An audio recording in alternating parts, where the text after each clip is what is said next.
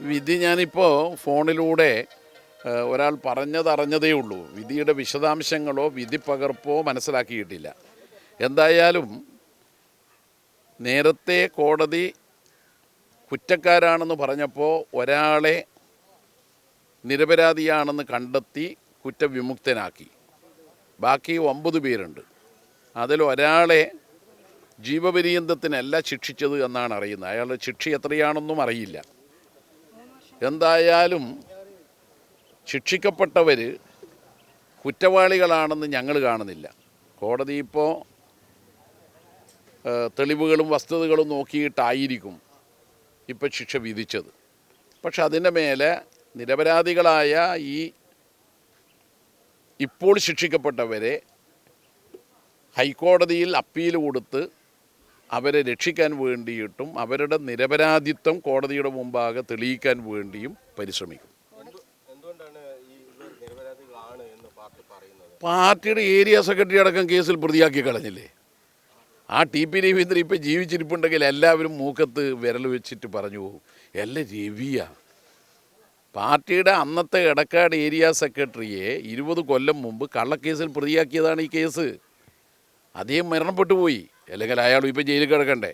അന്നത്തെ ലോക്കൽ സെക്രട്ടറിയാണ് പ്രഭാരം മാഷ്. സർവരും അംഗീകരിക്കുന്ന ഒരു കമ്മ്യൂണിസ്റ്റുകാരൻ, പഞ്ചായത്ത് പ്രസിഡൻ്റായിരുന്നു അദ്ദേഹം. അതുകൊണ്ട് അവരെല്ലാം ആളുകളെ കൊന്നു എന്ന് പറഞ്ഞാൽ ജനം വിശ്വസിക്കില്ല. അതുകൊണ്ടാണ് ഞാൻ പറഞ്ഞത് നിരപരാധികളാണ്. ഇവരുടെ നിരപരാധിത്വം ഇനി ഹൈക്കോടതിയിൽ അപ്പീലിലൂടെ തെളിയിക്കാൻ ഞങ്ങൾ പരിശ്രമിക്കും. അല്ല, തീർച്ചയായും കോടതി, കീഴ്ക്കോടതി അവരിപ്പോൾ കുറ്റക്കാരാണെന്ന് കണ്ടെത്തിയിട്ടുണ്ട്. അത് അന്തിമമല്ല. ഇവരെ രക്ഷിക്കാൻ വേണ്ടി നിയമത്തിൻ്റെ എന്തെല്ലാം വഴികളുണ്ടോ അതെല്ലാം ഞങ്ങൾ സ്വീകരിക്കും. എന്താ സംശയം? ഞാനീ പറഞ്ഞില്ലേ, ടി പി രവീന്ദ്രൻ എന്ന് പറഞ്ഞാൽ പെരളശ്ശേരിയിലാണ് അദ്ദേഹത്തിൻ്റെ വീട്. അദ്ദേഹം ഒരാളീ ആക്രമിക്കുന്ന ആളായിട്ട് നാട്ടിൽ ഒരാളും പറയൂല. അയാൾ ദൗർഭാഗ്യവശാൽ നമ്മെ വിട്ടുപിരിഞ്ഞു. ആ ഏരിയ സെക്രട്ടറിയെ അടക്കം കള്ളക്കേസിൽ കുടുക്കിയ ഒരു കേസാണ് സൂരജ് കേസ്. അതുകൊണ്ട് അതിൻ്റെ അകത്ത് ഞങ്ങൾക്ക് അശേഷ സംശയമില്ല.